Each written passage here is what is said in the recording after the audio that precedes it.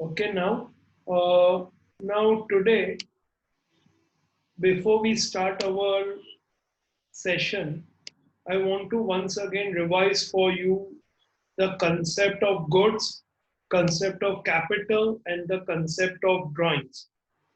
Now, first, let's understand the concept of goods.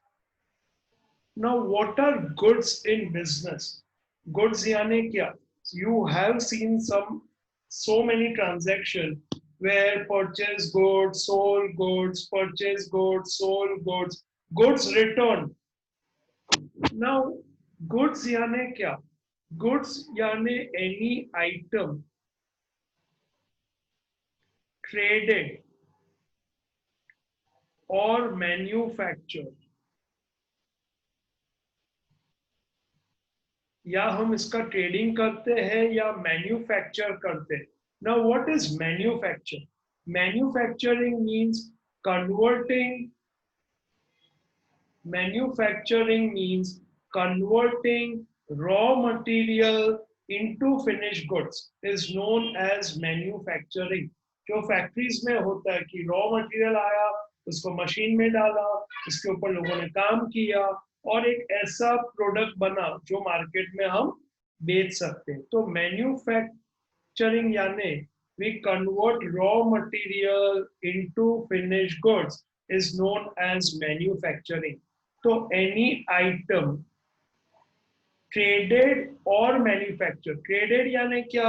कुछ भी directly खरीदा और डायरेक्टली बेच दिया. सो एनी आइटम ट्रेडेड और मैन्युफैक्चर्ड विथ एंड इंटेंशन. अब ये सब करने का इंटेंशन क्या है? ट्रेडिंग करने का, बाइंग एंड सेलिंग, या मैन्युफैक्चर करने का intention is to earn profit. Such items are known as goods. Example, car dealer है तो उसके लिए गुड्स क्या है? उसके लिए गुड्स है कार्स. फर्नीचर डीलर है, उसके लिए गुड्स क्या है? फर्नीचर.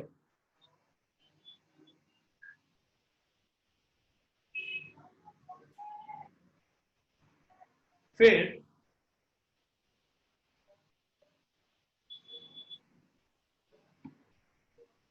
स्टेशनरी की दुकान है, स्टेशनरी शॉप.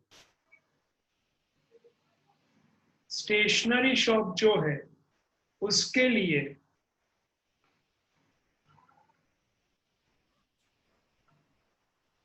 स्टेशनरी आइटम जैसे बुक्स है, नोटबुक्स है, पेन है, फाइल्स है. Okay, stationery items are goods. Jeweller है तो उसके लिए ज्वेलरी आर गुड्स. बिल्डर है तो उसके लिए जो बिल्डिंग्स है, ओके, वो गुड्स है. तो गुड्स यानी क्या? याद रखना please, any item which we trade or manufacture with an intention to earn profit. They are known as goods.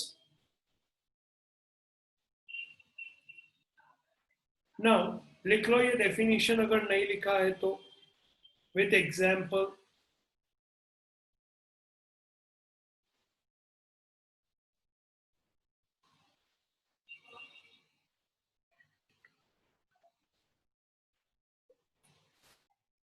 Goods यानी वो आइटम्स जिसका हम व्यापार करते हैं, जिसका हम बिजनेस करते हैं.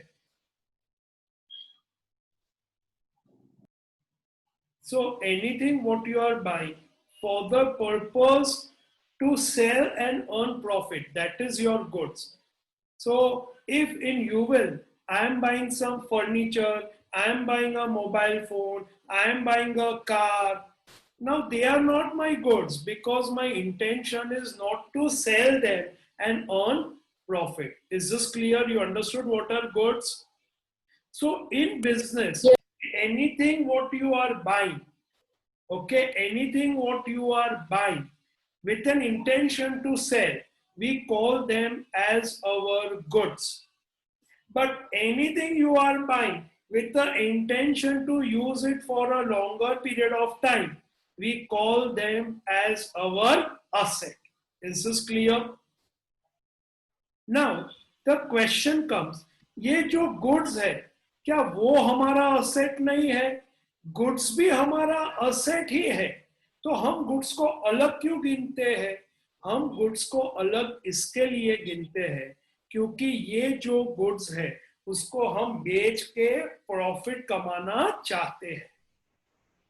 तो कोई दुकानदार है, उसके दुकान में जितना भी सामान पड़ा है जो उसने बेचने के लिए खरीदा है, तो वो गुड्स भी उसके असेट है. पर हम उसको अलग क्यों गिनते हैं? क्योंकि हम उसको वर्ड गुड्स यूज इसके लिए करते हैं बिकॉज उसको बेच के हमें प्रॉफिट कमाना है. Is this clear? तो goods are also our asset. Goods are our current asset.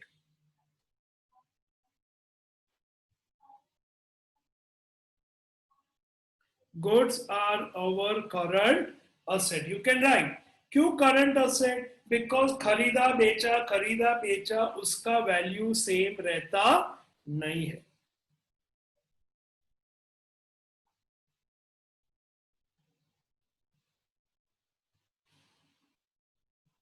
Okay, और सबको गुड्स क्या है पता चल गया? सबने लिख लिया? किसी को कोई doubt, difficulty? Should I proceed now? Now, let me give you one example.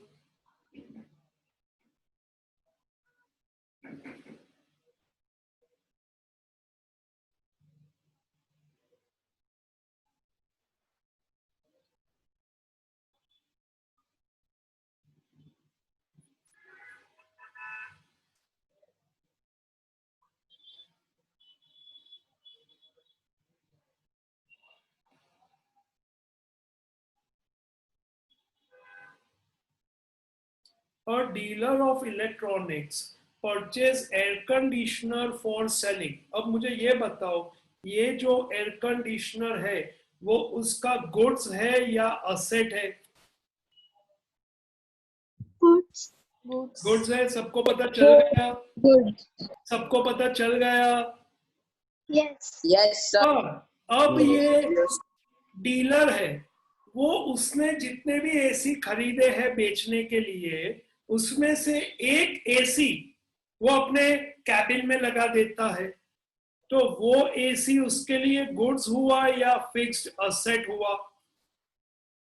Asset. Asset. Fixed asset. Fixed asset. All of you understood this?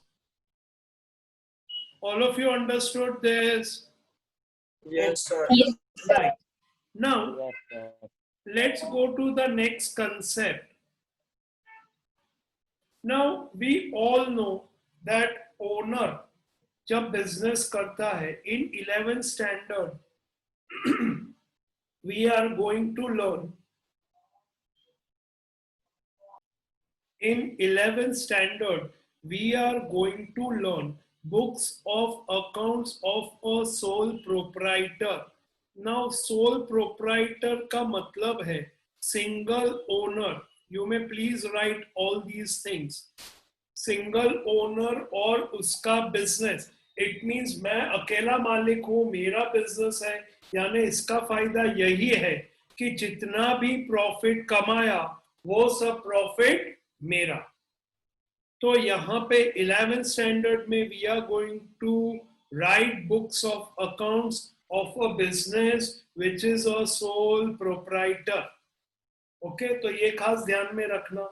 Now in accounts we have a concept that owner and business are considered to be two separate entity.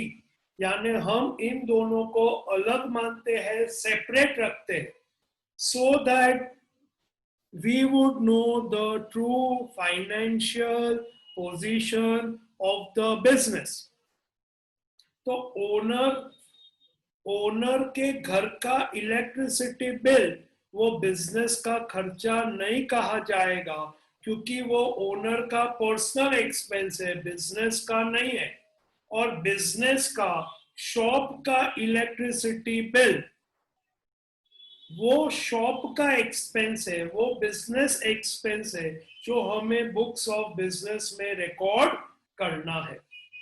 तो in accounts, owner and business are considered to be two separate entity. They are like two different people. हम इनको अलग गिनते हैं। Obviously, business कोई real इंसान नहीं है, ओके एक आर्टिफिशियल पर्सन है, एक आर्टिफिशियल एंटिटी है, ओके। बट इन अकाउंट्स हम ऑल्दो ये बिजनेस का मालिक ओनर है, ओनर ही सब कुछ करता है, पर अकाउंट्स में हम इन दोनों को अलग मानते हैं। इसके लिए यू कैन सी कि मैंने ऐसा टी शेप फॉर्मेट बनाया है और ओनर को अलग रखा है, बिजनेस को अलग रखा है। अब ओनर जब बिजनेस करना चाहता है तो ओनर को बिजनेस करने के लिए सबसे पहले चाहिए पैसा। तो ओनर बिजनेस में पैसा लाता है। ओनर बिजनेस में कुछ असेट्स भी ला सकता है, जैसे कि उसका व्हीकल जो पर्सनल यूज के लिए था वो उसने नक्की किया कि अब ये व्हीकल मैं मेरे बिजनेस में ही यूज करूंगा और शॉप के पास जाके रख दिया, तो व्हीकल है। घर पे कुछ फर्नीचर था वो अपने शॉप में ले गया। तो बिजनेस चालू करने के लिए ओनर बिजनेस को कैश देता है, व्हीकल देता है, फर्नीचर देता है। अब ऑब्वियसली देता है यानी कोई बिजनेस इंसान नहीं है कि आके ले लेगा, पर हम ऐसा कहते हैं कि ओनर और बिजनेस दोनों अलग अलग है। तो owner is bringing cash, assets like vehicle, furniture, कितनी बार गुड्स भी लेके आता है जिसको वो बेचना चाहता है। तो anything which the owner brings in the business is known as capital. तो अकाउंट्स में capital means anything which the owner brings in the business. Is this clear? Any doubt in this? Any doubt in this? No. No, sir. Now, किसी को doubt हो तो मुझे पूछना। Okay, now owner यहाँ पे we are talking of sole proprietor. Sole proprietor यानी single मालिक, उसका बिजनेस। तो ओनर के पास जितना भी पैसा था वो सब उसने अपने बिजनेस में लगा दिया। कैश, कुछ सामान लाया, व्हीकल लाया, फर्नीचर लाया, जितना भी पैसा था वो उसने बिजनेस में लगा दिया। पर अब उसको भी घर चलाना पड़ता है, उसको भी घर चलाने के लिए पैसा चाहिए। सी, बिजनेस का एक different way of earning money है कि यहाँ पे हमारा हमारा इनकम कुछ फिक्स रहता नहीं है। सैलरी में कैसा है कि हर महीने एम्प्लॉइज को सैलरी मिल जाता है, यानी अगर मेरे मेरे पेरेंट जॉब करते हैं तो हमें कोई टेंशन नहीं है, हर महीने के शुरुआत में हमारे पास पैसा आ जाता है। पर अगर मेरे पेरेंट का बिजनेस है तो उसमें कोई नक्की नहीं है, कितने महीने प्रॉफिट होता भी है, कितने महीने प्रॉफिट कम होता है, कितने महीने लॉस भी होता है। पर हमें घर चलाने के लिए हर महीना पैसा चाहिए, because so many things are monthly. Electricity bill अभी बाई मंथली है, 2 मंथली है, okay. But telephone bill, gas bill, newspaper, then rent,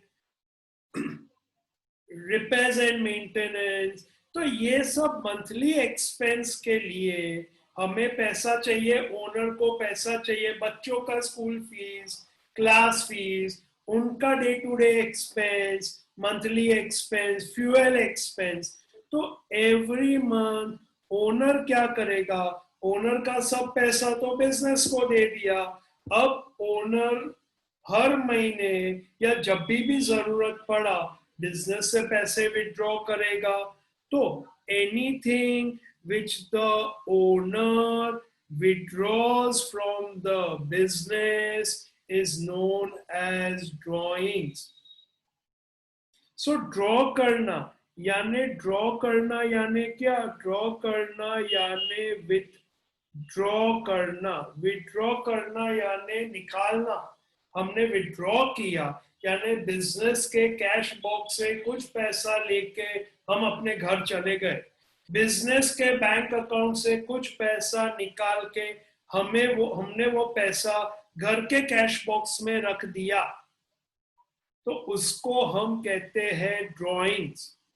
So if someone asks you that what is drawing, so anything which the owner withdraws from the business. Now वो क्या withdraw कर सकता है, वो cash लेके जा सकते हैं, प्लस उसका बिजनेस में से वो गुड्स भी लेके जा सकता है, जैसे कि उसका खुद का फर्नीचर का दुकान है और उसको एक कंप्यूटर टेबल चाहिए, तो वो मार्केट से नहीं खरीदेगा, वो अपनी दुकान से ही एक टेबल घर ले जाएगा। तो he can withdraw goods also, he can withdraw asset also।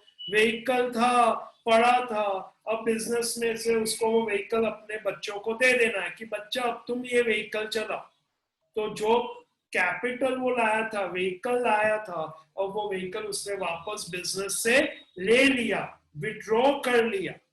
Okay, तो ड्राइंग्स यानी क्या, anything which the owner withdraws from the business. Is this concept clear now all of you? ये सब एक बार लिख लेना। Now let's proceed with some transactions of capital and drawings.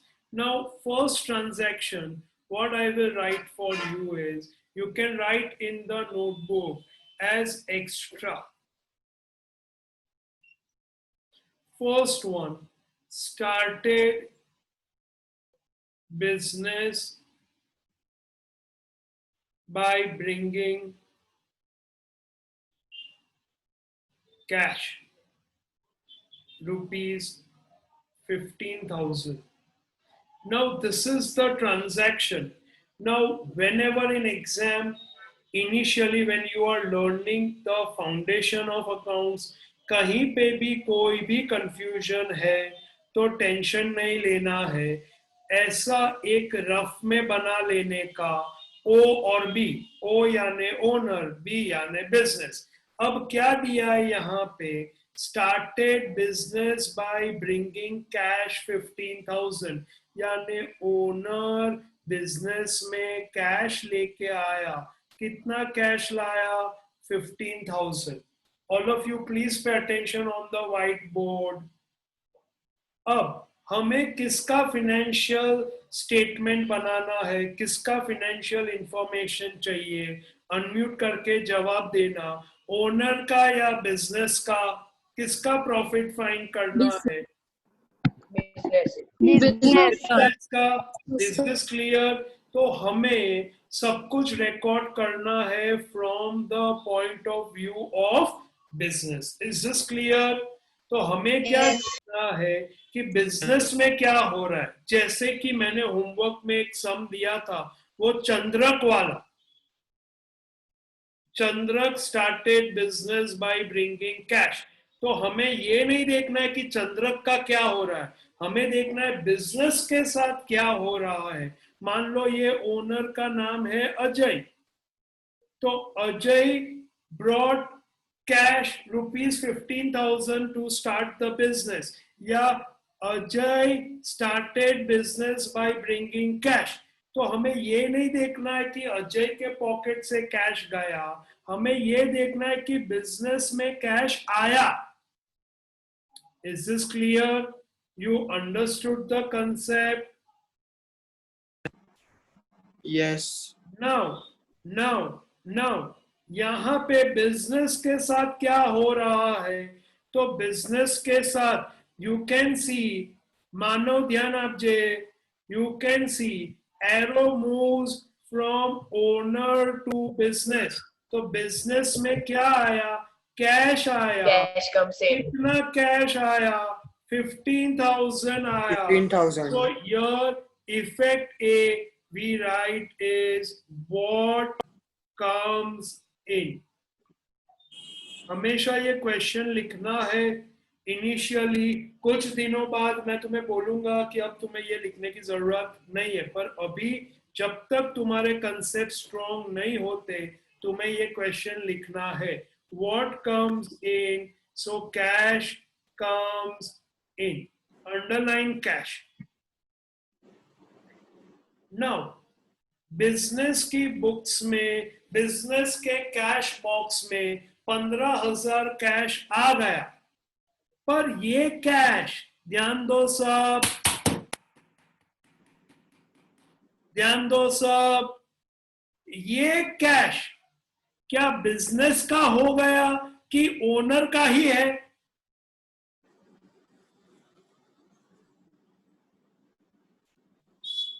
ये cash business का हो Owner का ही गया है। कि ओनर ही अभी इस कैश का मालिक है? ओनर जब चाहिए पैसा विड्रॉ कर Owner ही सकता है। है, ओनर ही मालिक है। तो बिजनेस, कैन आई से it is just like business borrowing money from the owner? Yes.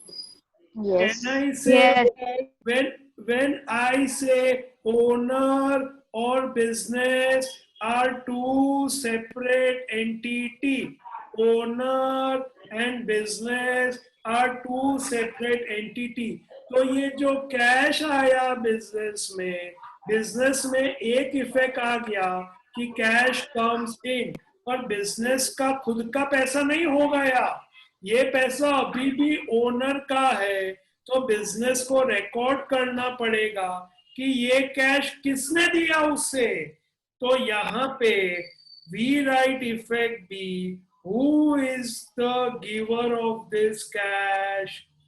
तो we say owner is the giver.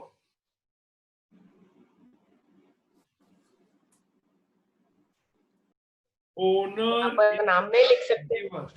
No, यहाँ पे नाम लिखने की जरूरत नहीं है।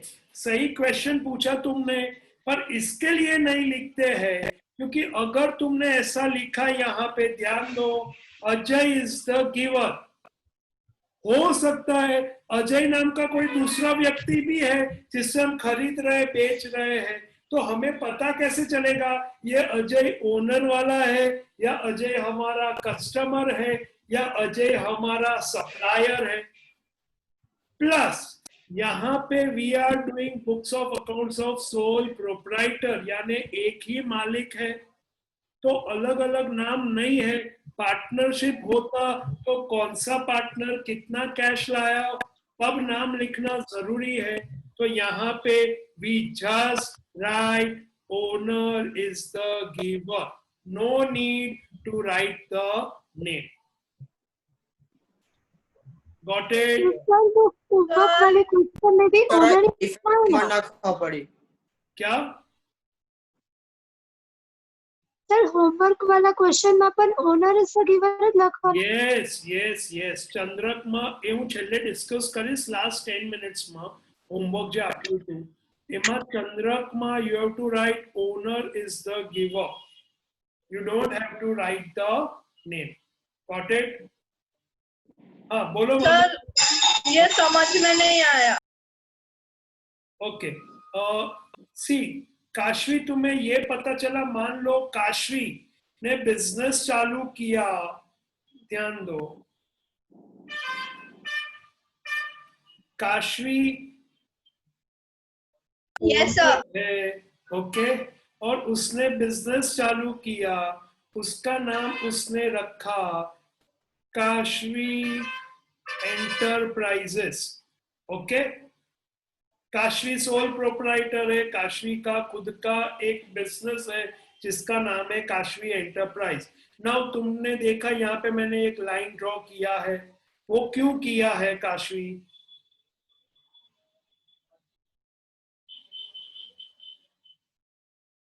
मुझे नहीं बिजनेस सुनाई और दे रहा। ओनर को अलग रखने के लिए એક્ઝેક્ટલી, એટલે કાશવી તારે તારા બિઝનેસ નો પ્રોફિટ જાણવો હોય તો તારે બિઝનેસ નો બધો હિસાબ અલગ રાખવો પડશે. हाँ હવે કાશવી એ બિઝનેસ ચાલુ કરવા માટે 20,000 રૂપિયા બિઝનેસમાં લઈને આવી, જે એને બિઝનેસના કેશ બોક્સમાં મૂકી દીધા. તો આ 20,000 જે છે એ આ બિઝનેસના થઈ ગયા કે હજી પણ એના પર અધિકાર કાશવીનો જ છે? बिजनेस ना થઈ ગયા તો તને તો બિઝનેસ હવે પૈસા તને નહીં આપે તો ચાલશે? નહીં એ પાછું આપવું પડે ને તો જ પ્રોફિટ થયો કે કેમ કેમ કેમ પાછું આપવું પડે? કેમ કે તારા છે તે બિઝનેસને just you have put your money in the business but money still belongs to you. You agree? Yes It's just like કે તારી આગળ 10,000 rupees ભેગા થયા રક્ષાબંધનમાં અને તે પૈસા બેંકમાં મૂકી દીધા, તો એ પૈસા બેંકના થઈ ગયા કે તારા જ છે? મારા જ છે તો બેંક માટે can I say cash comes in yes and can I say Kashvi is the giver? Yes કેમ કે બેંકને હિસાબ રાખવો પડશે ને, આ રૂપિયા આવ્યા તો કોના આવ્યા એનું નામ તો મારા. આપવું પડશે. કેમ કે ફ્યુચરમાં કાશવી આવીને કહેશે મને મારા રૂપિયા આપો. ખ્યાલ આવી ગયો? હા હા sir In accounts we consider owner and business separate. Money is still of the owner. આજે મેં રૂપિયા ઇન્વેસ્ટ કર્યા છે મારા બિઝનેસમાં તો એ મારા જ રૂપિયા છે. Whenever I want I can take the money back. Is this clear now? Yes sir You Manav, you had some doubt. Is this clear? Sir મને ઇફેક્ટ બી નાખવા પડી. ઓકે, ઇફેક્ટ બી એવું છે માનવ કે ઓનર અને બિઝનેસ ને આપણે અલગ અલગ ગણીએ છે. ફોર એક્ઝામ્પલ, માનવ તે બિઝનેસ ચાલુ કર્યો અને તે એનું નામ રાખ્યું માનવ કોર્પોરેશન. ઠીક છે? હવે માનવે જે રૂપિયા બિઝનેસ ને આપ્યા તો બિઝનેસ માટે એ રૂપિયા જે છે 10,000. Can I say Manav corporation માટે cash comes in? હા સર. પણ માનવ કોર્પોરેશન જે બિઝનેસ છે એને એ પણ લખવું પડશે ને રૂપિયા ક્યાંથી આવ્યા, કોને આપ્યા? હા એ પણ લખવું પડે. હા તો એ શું લખશે? Who is the giver? Owner is the giver. Giver. Okay. ખ્યાલ આવી ગયો? હા સર. ओके, नाउ ये एंट्री लिख दो. सबने लिख दिया ये एंट्री? Should I go to the next one? Yes okay, now next Yes. Entry लिखो सेकेंड नोटबुक में.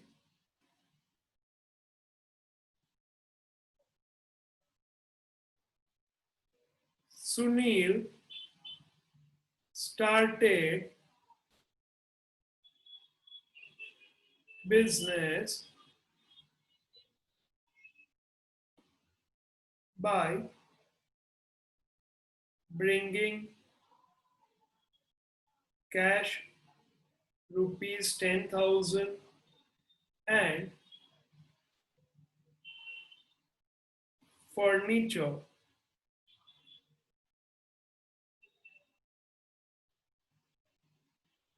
of rupees 5,000.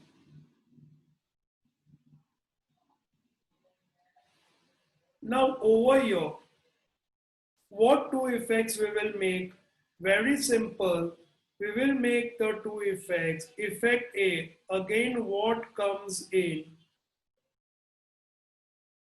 So we will say cash and furniture comes in. Underline cash and furniture. Effect B. Now cash और furniture business में आ गया, पर ये कहां से आया, कौन लेके आया?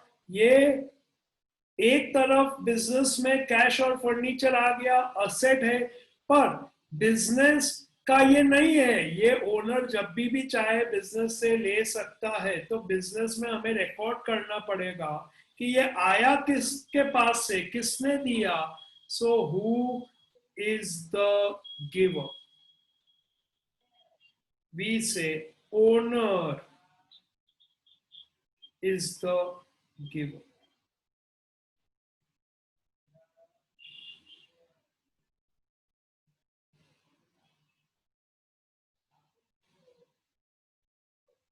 लिख लिया सबने? किसी को भी इसमें कोई डाउट है? Should I proceed now? Yes. Yes. Okay, now third one. Third one, please ध्यान देना.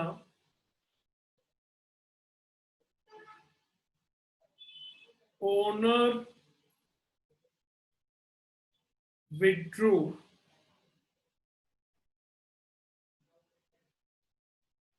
cash rupees 2000.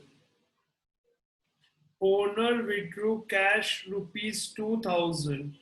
We can write over here for personal use. ऐसा नहीं लिखा हो तो भी चलता है क्योंकि ओनर ने विड्रॉ किया. अब वो उसका पर्सनल यूज में क्या करे उससे हमें कोई लेना देना नहीं है. नाउ यहाँ पे अब क्या हो रहा है? Again in rough you make owner and business. Now owner ने बिजनेस में से पैसा विड्रॉ किया. यू कैन सी एरो बाहर जा रहा है, यानी बिजनेस में से 2000 रुपए ओनर ने निकाल लिया. तो यहाँ पे इफेक्ट ए और इफेक्ट बी में ये ओनर ने बिजनेस में से पैसा निकाला, तो बिजनेस के लिए we write the effect. Who is the receiver? Wait first I write effect B. जो मुझे पता चलता है वो पहले लिख लेने का. सो यानी तुम्हें जो पता चलता है वो पहले तुम्हें लिख लेना है. So what goes out. एक इफेक्ट अगर तुम्हें सही आ गया तो ऑटोमेटिक दूसरा इफेक्ट भी तुम्हें आ ही जाएगा. Cash goes out. Cash goes out from the business. पर ये कैश कौन लेके जा रहा है? कौन लेके गया? जब लाया तो हमने लिखा था ओनर इज द गिवर. तो अब गया तो किसने लिया? Who is the receiver?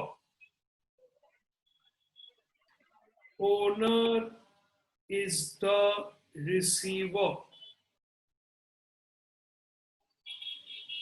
Underline cash and owner.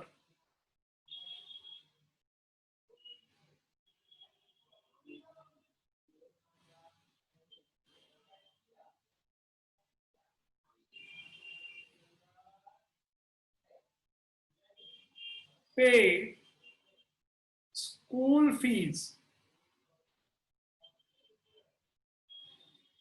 rupees 5000.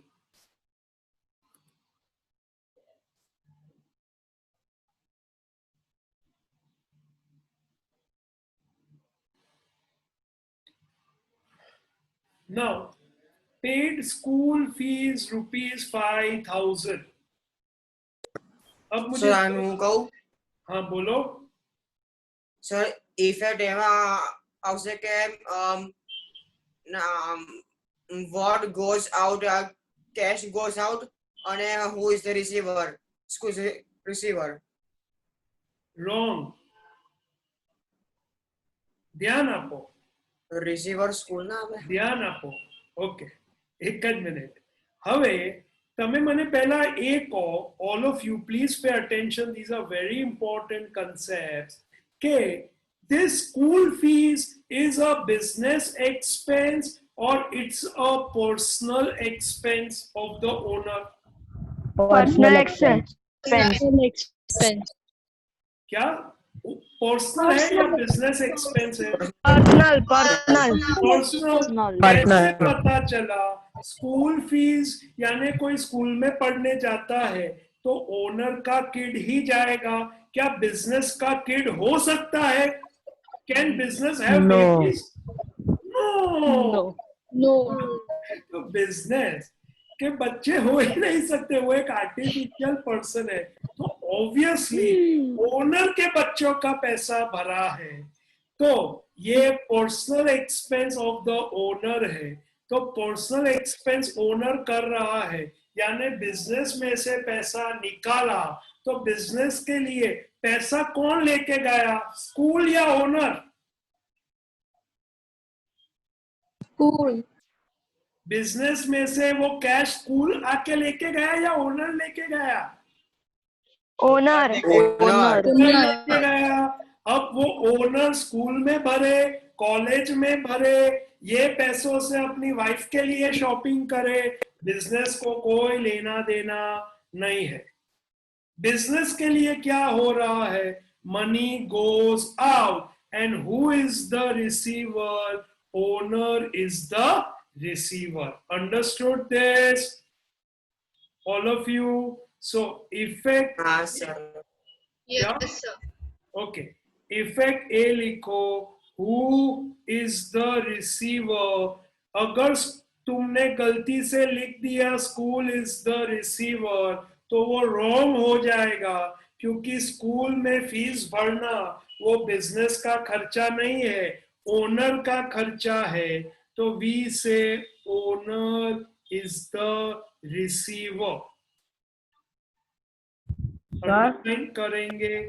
And B, कहां से ये ट्रांजैक्शन हम क्यों यहाँ पे देख रहे हैं, क्योंकि बिजनेस में से 5,000 रुपए कोई लेके गया, तो व्हाट गोज आउट। पर सर ऐसा जरूरी है कि जो 5,000 cash goes Cash. out. Okay. Now I'll take your doubts.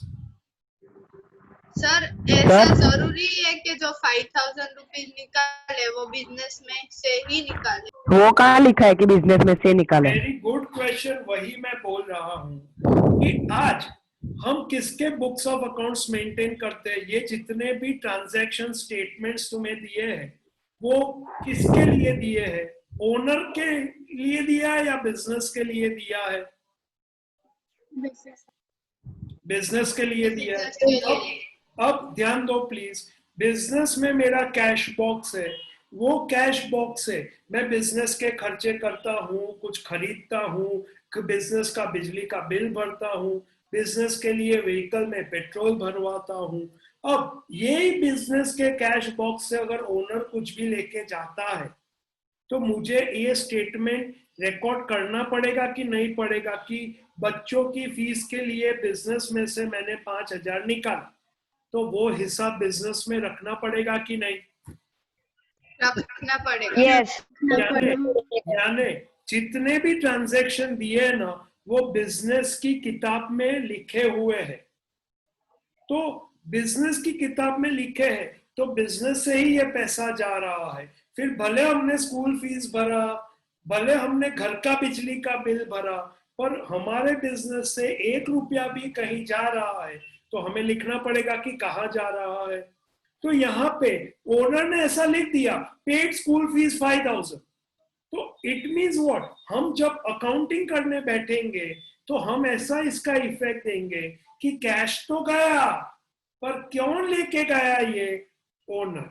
फिर ओनर ने स्कूल का फीस भरा, ओनर ने मेडिकल एक्सपेंस दिया, उससे हमें कोई फर्क बिजनेस को पड़ता नहीं है। Is this clear? Yes sir, तो ये स्कूल में पूछेंगे तो क्या आंसर लिखने का?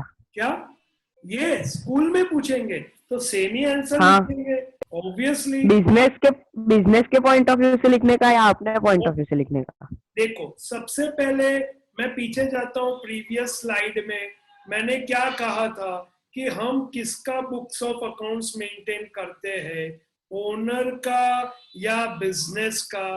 किसका फाइनेंशियल पोजीशन हमें देखना है, ओनर का या बिजनेस का? तो हमें बिजनेस के व्यू पॉइंट से ही हमेशा देखना है। Is this clear? यहाँ पे कहा गया ये Kashvi enterprise, Kashvi is doing business, उसने 20,000 से बिजनेस चालू किया, अब उसको शॉपिंग करना है तो उसने यहां से 5,000 रुपीज विड्रॉ करके वो ले गई अपने पर्स में डाल के। तो यहाँ पे बिजनेस में उसने जो किताब थी जहां पैसा उठाया और लिखा, वहां उसने लिख दिया कि टुक फॉर शॉपिंग। तो अब उसने तो लिख दिया टुक फॉर शॉपिंग ₹5,000, पर बिजनेस में क्या हो रहा है, कैश गोज आउट। कौन लेके गया, ओनर लेके गया। फिर उसने उसका शॉपिंग किया, उसने उसको किसी और को दे दिया, उसने कुछ नहीं किया, सिर्फ पर्स में रखा, उससे कोई फर्क पड़ता नहीं है। बिजनेस के लिए क्या हुआ, ओनर 20,000 लेके आया था, अब उसमें से 5,000 लेके चला गया। Is this clear now? तो Yes. अगर ऐसा होगा, ऐसा कुछ क्वेश्चन होगा कि परचेज गुड्स ऑफ ₹5,000, तो इसके टू इफेक्ट्स क्या बनेंगे? परचेज गुड्स तो बिजनेस ही खरीद रहा है, goods comes in, cash goes out. मतलब अभी तक जो हमने जो 3 वर्कशीट लिखी, हाँ, उसमें कुछ चेंज नहीं होगा? नहीं, अभी ओनर रिलेटेड तो अभी हम कर रहे हैं ट्रांजैक्शन, ये ओनर रिलेटेड ट्रांजैक्शंस है। जहां पे भी ऐसा आता है जो पर्सनल एक्सपेंस है, तो वहां पे ओनर आ जाता है, ओनर पैसा लेके जाता है। I will give you one more example, okay? I think और 3-4 एग्जांपल करो तो कंसेप्ट एकदम क्लियर हो जाएगा। Fifth one, paid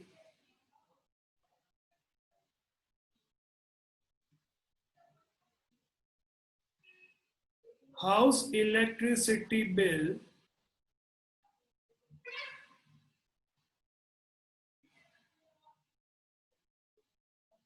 ₹1,500, paid house electricity bill 1,500। सी स्टूडेंट्स, एक ही मिनट ध्यान से सुनो। मैंने तुमको पहले ही कहा था कि ये अकाउंट सब्जेक्ट है ना, उसको मास्टर करने के लिए तुम्हें पहले ट्रांजैक्शन बराबर पढ़ना है, फिर तुम्हें उसको समझना है, तुम्हें देखना है कि ये क्या हो रहा है। अब हम घर का बिजली का बिल भर रहे हैं, हाउस इलेक्ट्रिसिटी बिल, तो ये ओनर का पर्सनल एक्सपेंस है या बिजनेस का एक्सपेंस है? ये ओनर का पर्सनल एक्सपेंस है। तो भले बिजनेस से पैसा जीईबी में चला गया, पर बिजनेस के लिए कौन लेके जा रहा है ये पैसा, किसके एरिया में आ गया ये एरो? ओनर। ओनर। तो इफेक्ट ए क्या आएगा, who is the receiver? Receiver. Owner is the receiver. लिख दो please.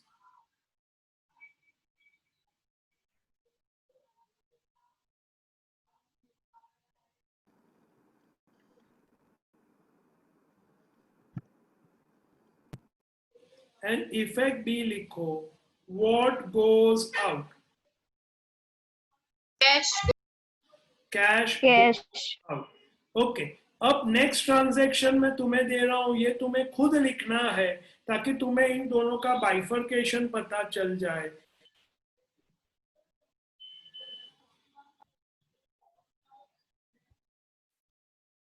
Paid electricity bill ₹2,500 to MGVCL। इसका टू इफेक्ट्स बनाओ।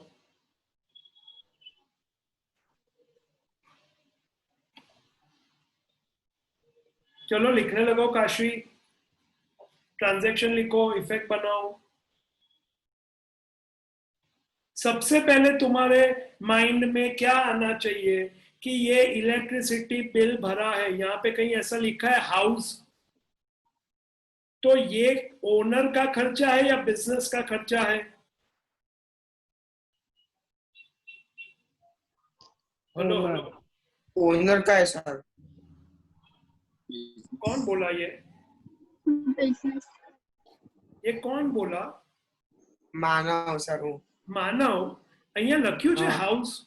6 ટ્રાન્ઝેક્શન ની વાત કરું છું બેટા, હા એમાં લખ્યું છે ઘર, હાઉસ, હોમ, એવું કઈ લખ્યું છે?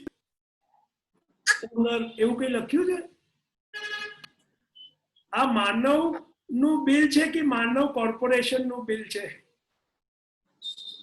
કોર્પોરેશન નું બિલ છે. हाँ, तो अब कहीं हमें paid electricity bill. Now effect है क्या आएगा? व्हाट कम्स इन बिजली का खर्चा हो गया. Service Electricity expense yes, incurred. Service comes in. Okay service comes. Electricity expense incurred.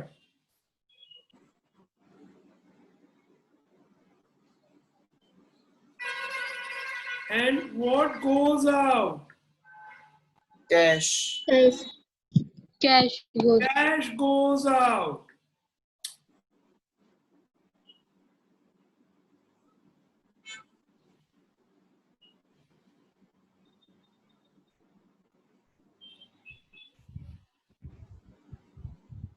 तो अगर हाउस है तो वो बिजनेस से जाता है ऐसा? ऑब्वियसली सोल प्रोप्राइटर है, सारे पैसे मैंने लगा दिए मेरे बिजनेस में, तो मेरे पैसे तो मेरे जेब में खत्म हो गए, तो मैं कुछ भी चाहिए तो मैं तो बिजनेस से ही पे करूंगा ना. तुम्हारे पेरेंट जब चेक देते हैं, अगर बिजनेस करते हैं तो बिजनेस की चेकबुक से चेक देते हैं, तो क्या वो बिजनेस का खर्चा हुआ या तुम्हारे पेरेंट का पर्सनल खर्चा हुआ? बिजनेस. अरे मानव હા સર. તે આન્સર આપ્યો. नहीं सर, मैं आप ના મેં નહીં આપ્યો આન્સર. सर मैं शुभंकर. શુભંકર, हाँ. તારા પેરેન્ટ બિઝનેસ કરતા હોય અને તારા પપ્પાએ મને આવીને ફીઝનો ચેક આપ્યો, તો એ તારા પપ્પાનો પર્સનલ ખર્ચો છે કે તારા પપ્પાના બિઝનેસનો ખર્ચો છે? पर्सनल. એક્ઝેક્ટલી. તો બિઝનેસ માટે શું થયું? Owner is withdrawing the money. ખ્યાલ આવ્યો તને? ઓકે. નાઉ ध्यान देना please. Next transaction 8. withdrew goods of rupees 3000. withdrew goods of rupees 3000. withdrew यानी किसने विड्रॉ किया? कौन बिजनेस से विड्रॉ कर सकता है? ओनर. तो इफेक्ट ए और इफेक्ट बी बनाओ. इफेक्ट ए और इफेक्ट बी बनाओ.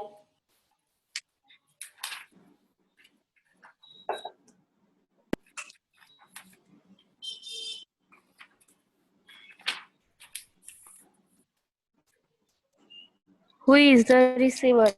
Exactly. And what goes out? Goods out. Goods go out. goods. Owner का खुद का प्रोविजन स्टोर है तो उसमें से सामान लेके जाएगा वो, तो गुड्स गोज आउट ही हुआ ना. कैश बॉक्स से कैश नहीं जा रहा है. हमने वो शेल्फ में से थोड़ा सामान ले लिया, तो सामान लेके ओनर घर चला गया, तो बिजनेस को रिकॉर्ड तो करना पड़ेगा ना, हिसाब तो रखना पड़ेगा. कितना सामान बेचा, कितना ओनर लेके आया, कितने का नुकसान हो गया. Got it? 9. Extremely important for exam. Paid life insurance premium rupees 12,000. Paid life insurance premium rupees 12,000. Exam में ये आएगा फॉर श्योर. अब सब ध्यान देंगे. What is life insurance? Life insurance is जिंदगी के साथ भी, जिंदगी के बाद भी. ऐसा एडवर्टाइजमेंट सुना है सबने? बाद भी. LIC. Life insurance. लाइफ यानी life. I am alive. I was born on 16th October 1975. तो मेरा लाइफ है. And I will die on some day. तो लाइफ, मेरी लाइफ का इंश्योरेंस कि अगर मुझे कुछ हो जाए तो मेरे बाद मेरे परिवार वालों को तकलीफ नहीं हो, तो इंश्योरेंस कंपनी लाइफ इंश्योरेंस का पॉलिसी मुझे बेचता है। अब ये लाइफ इंश्योरेंस का पॉलिसी में मुझे हर साल प्रीमियम भरना पड़ता है। अब मुझे ये बताओ, लाइफ ओनर का होता है या बिजनेस का होता है? ओनर ओनर का। क्या बिजनेस एक बेबी है जो हॉस्पिटल में बॉर्न हुआ? क्या बिजनेस वो इंसान है जिसको हम स्मशान लेके गए, जला दिया कि दफन कर दिया? नो बिजनेस एक आर्टिफिशियल पर्सन है, वो रियल में नहीं है, हमारे जैसा नहीं है कि जो बॉर्न हुआ, बड़ा हुआ, स्कूल गया, कॉलेज गया, व्हीकल लेके घूमा, शादी किया, आगे आगे आगे एटसेट्रा एटसेट्रा एटसेट्रा। तो लाइफ किसका? लाइफ ओनर का। तो मुझे ये बताओ, life insurance premium personal expense है या बिजनेस एक्सपेंस है? Personal expense. Personal expense. So can you make two effects now? Yes. Make the two effects. What will be the two effects? Who is the receiver? Who is the receiver? What goes Owner out? is the receiver and cash goes out. मान लो, ध्यान दो प्यारे बच्चों, ध्यान दो। अगर ऐसा कहा होता 2LIC, तो क्या हम LIC का नाम रिकॉर्ड करते बुक्स ऑफ अकाउंट्स में? Sir is not proper. Okay, मैं अच्छा ये होल्ड ऑन, ये नेट थोड़ा डाउन हो गया है नाउ। अगर ये ट्रांजैक्शन में ऐसा दिया होता 2LIC, तो हमें LIC का नाम बुक्स में रिकॉर्ड करना है बिजनेस की या नहीं करना है? नहीं करना, क्योंकि हमें LIC से कोई लेना देना नहीं है। बिजनेस में से कैश बॉक्स से पैसा कौन निकाल के गया? ओनर निकाल के गया। तो effect A, who is the receiver? Owner is the receiver. ये कैसा पता चलेगा हमें? क्योंकि यहाँ पे है लाइफ इंश्योरेंस प्रीमियम, तो लाइफ यानी personal expense of the owner.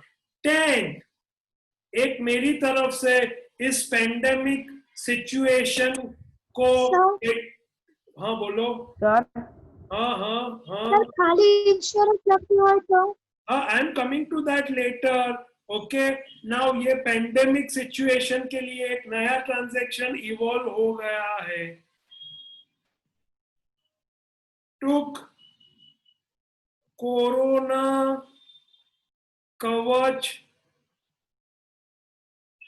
insurance by paying rupees 3,500.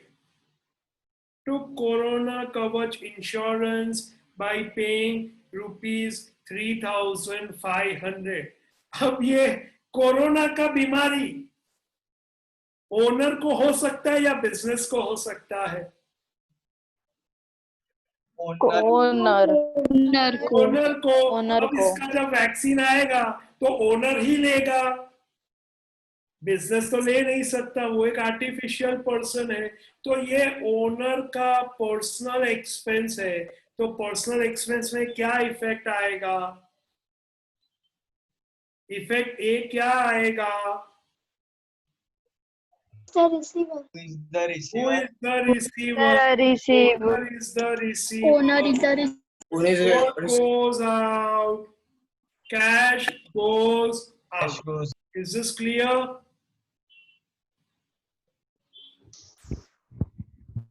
Sir Yeah. अगर फायर इंश्योरेंस होगा तो? रुको, मैं वही ट्रांजैक्शन लिख रहा था कि अगर फायर इंश्योरेंस है या सिर्फ ऐसा लिखा है paid insurance premium. Insurance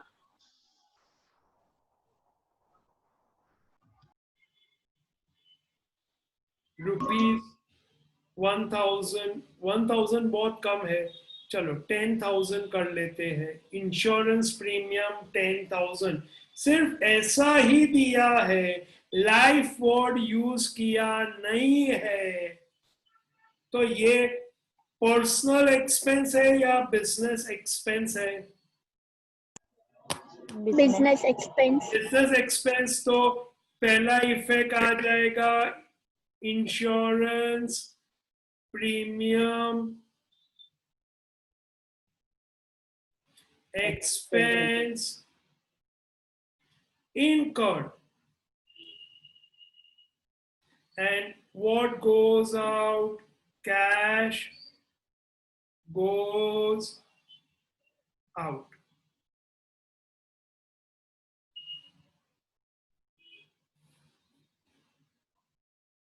Twelfth, very important.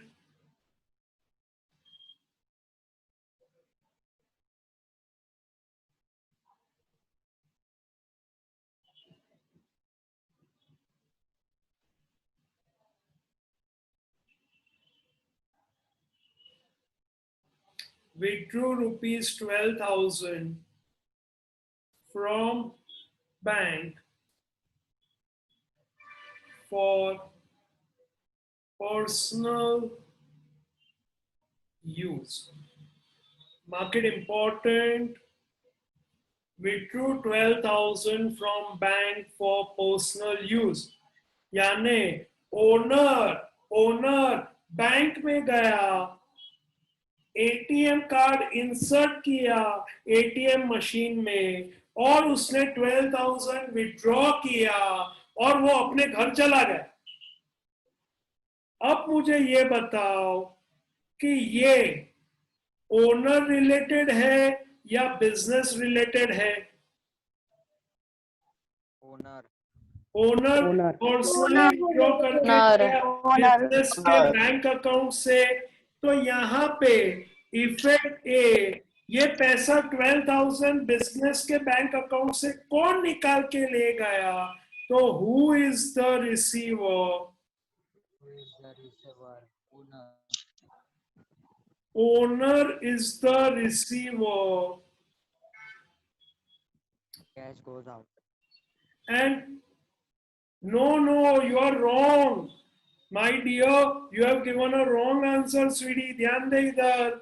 Now, withdraw कहाँ से हुआ? बिजनेस के कैश बॉक्स से हुआ या बैंक से हुआ? विड्रॉ कहाँ से हुआ? बैंक से हुआ। तो कैश बैलेंस कम हुआ या बैंक बैलेंस कम हुआ? Bank balance. तो who is the giver? Bank balance decrease. Who is the giver? Bank is the giver. ये सब transaction extremely important for exam. क्यों इंपॉर्टेंट? सर ऐसा क्यों कह रहे कि ये इंपॉर्टेंट है? बिकॉज इसमें स्टूडेंट्स गलती करते हैं। और स्टूडेंट्स क्यों गलती करते हैं? क्योंकि स्टूडेंट ट्रांजैक्शन बराबर पढ़ते नहीं है। बराबर पढ़ा तो सोचते नहीं है कि क्या हो रहा है। तुम अकाउंट्स को मास्टर करना चाहते हो तो पहले ट्रांजैक्शन बराबर पढ़ो, फिर तुम सोचो और फिर उसका इफेक्ट दो। इनिशियली थोड़ा टाइम लगेगा, पर धीरे धीरे तुम्हारा माइंड ट्रेन हो जाएगा। तो ट्रांजैक्शन हमेशा पढ़ना है। नहीं समझ में आया तो 2 बार पढ़ो, 3 बार पढ़ो, 4 बार पढ़ो। फिर भी नहीं समझ में आया तो फिर से एक बार लिखो, समझ में आ ही जाएगा। उसके बाद सोचो कि क्या हो रहा है बिजनेस में। तो बिजनेस के बैंक अकाउंट से ओनर पैसा लेके चला गया, तो बैंक का बैलेंस बिजनेस का गिर गया। Bank balance decrease, bank is the giver. पर ये पैसा कौन लेके गया? ओनर। तो owner is the receiver. Understood this all of you? Sir doubt. Okay. 13 sir doubt. क्या? सॉरी, कौन बोला? शुभंकर, शुभंकर, अगर ऐसा पर्सनल यूज ऐसा नहीं लिखा होता शुभंकर तो तू मेरे से पहले चल रहा है, मैं वही ट्रांजैक्शन लिखाने वाला था अभी। ओके, मैं लिख लो लास्ट ट्रांजैक्शन, उसके बाद लेट्स सी ठीक है। योर डाउट इज क्लियर और नॉट। ओके, मैं वही ट्रांजैक्शन लिखाने वाला था कि अगर पर्सनल नहीं लिखा सर तो क्या करना है। अब अगर ध्यान दो, अगर सिर्फ यहाँ पे ऐसा ही लिखा होता, विथड्रू ₹12,000 फ्रॉम द बैंक, और पर्सनल वर्सनल कुछ लिखा नहीं है, so write the transaction first. 13 lucky 13 withdrew ₹5,000 from bank.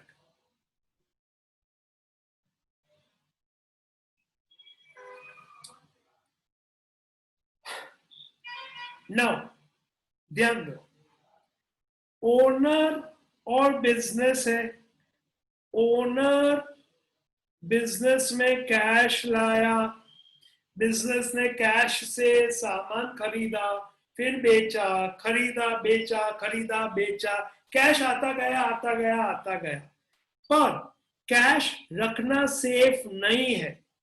तो बिजनेस ने क्या किया, ये कैश जाके बैंक में डिपॉजिट कर दिया। अब बिजनेस को भी कुछ खर्चे करने के लिए कैश का जरूरत पड़ गया। You agree with me? You agree with me?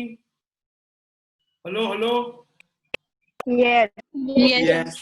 Now अब बिजनेस में भी हमें कैश बॉक्स में कुछ पैसा रखना पड़ता है, क्योंकि कुछ चीजें कैश में खरीदनी पड़ती है, किसी को छोटे छोटे खर्चे करने हैं, तो वो थोड़ी ना चेक इश्यू करेगा।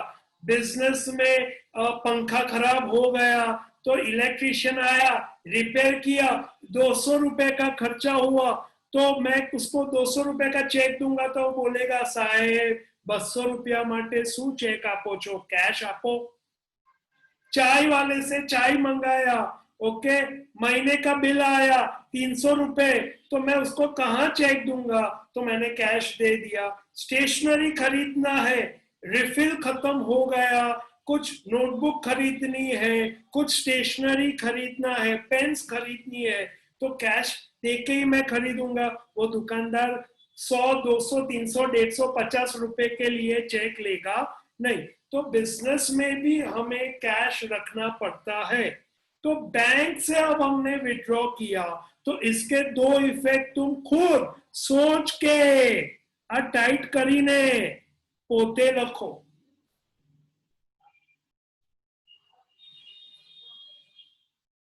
cash comes in, okay, cash comes in, very good, Who is the giver? Yes very good. Bank who is the is the giver? Bank is the giver. Bank is the giver. Understood all of you? Yes. Okay, now ये 13 के 13 transactions तुम खुद फिर से एक बार लिखोगे। मैंने जो जो कंसेप्ट समझाया है वो तुम फिर से एक बार समझोगे, अपने माइंड में कंसेप्ट सेट कर दोगे, सो दैट अब ये कंसेप्ट तुम्हारे माइंड से कभी जाने चाहिए नहीं। गुड्स यानी क्या, फिर कैपिटल क्या है, ड्राइंग्स क्या है, ये कंसेप्ट एकदम क्लियर होना चाहिए। नाउ कम टू वर्कशीट, जो होमवर्क में दिया था वो डिस्कस कर लेते हैं। उसमें फटाफट आई थिंक सबको प्रॉब्लम जो हुआ था वो हुआ था क्वेश्चन नंबर 3 में। क्वेश्चन 1, क्वेश्चन 2 में किसी को स्पेसिफिक डाउट हो तो मुझे पूछो, otherwise I go to question 3। Now let me open that question for you.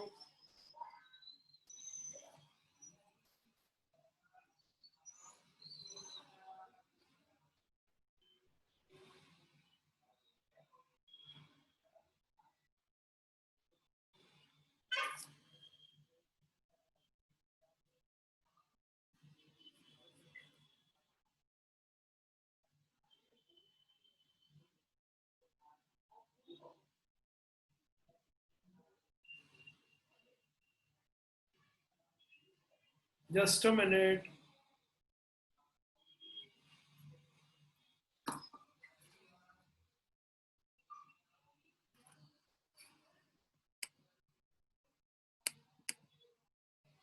Now, page number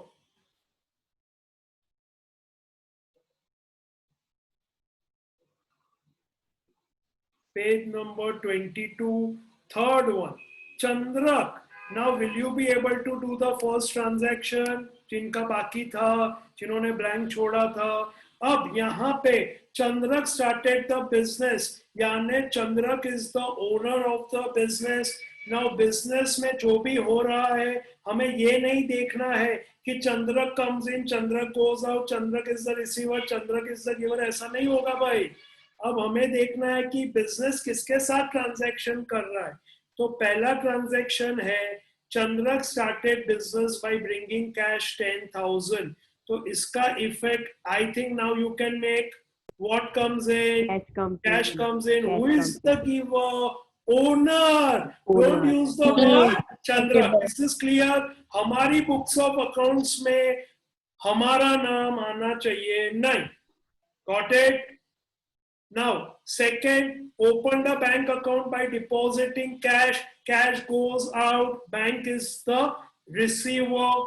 Purchase goods of 5,000 from Bharti Ben. Goods comes in. Bharti Ben is the giver.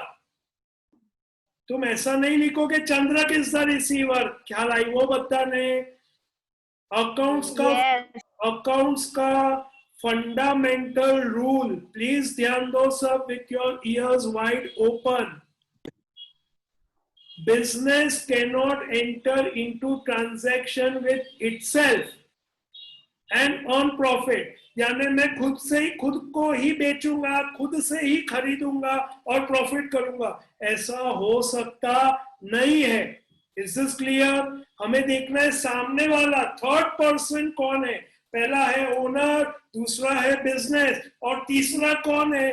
तो तीसरा है यहाँ पे भारती बेन. तो Bharti ben is the giver of goods.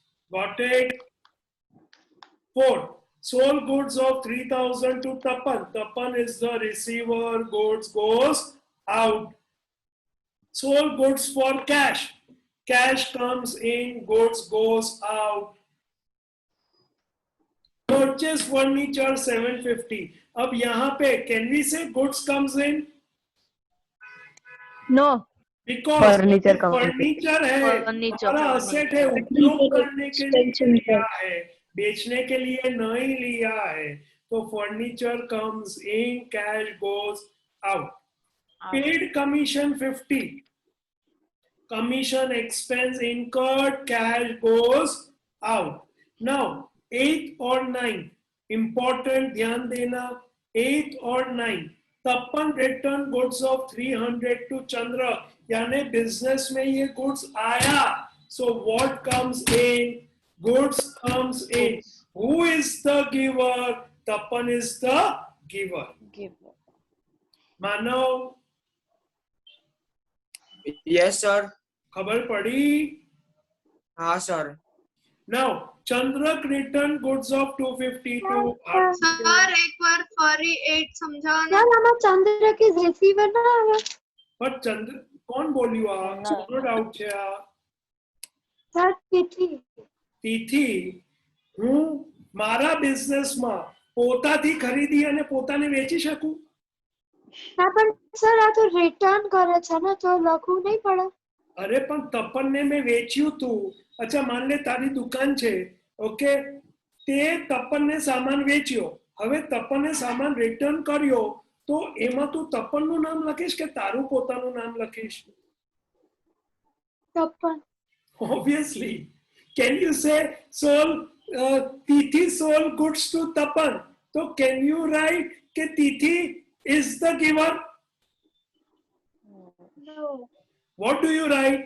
Tapan is the receiver. Understood this? तो यहाँ पे तपन ने रिटर्न किया हमें, तो हमें तपन का नाम लिखना पड़ेगा. बिजनेस में गुड्स आ गए, goods comes in. Who is the giver? Tapan is the giver. Obviously, see तुम logically सोचो, goods comes in, तो who is the receiver? हो ही नहीं सकता, क्योंकि either it can be what comes in, or it can be who is the receiver. It can be both. This is clear? Sir ये cash है या credit है? ये ट्रांजैक्शन जो है ये एक क्रेडिट ट्रांजैक्शन है, because cash comes in cash goes out नहीं है। 8 वाला ना सर? ओके, हाँ ये 8th वाला, इवन 9th वाला भी, जहां पे एक इफेक्ट कैश कम्स इन या कैश गोज आउट या बैंक इज द रिसीवर या बैंक इज द गिवर है, वो ही कैश ट्रांजैक्शन है। सर तो फिर इसमें व्हाट कम्स इन और हु इज द गिवर वो आएगा ना? परफेक्टली वो ही आएगा।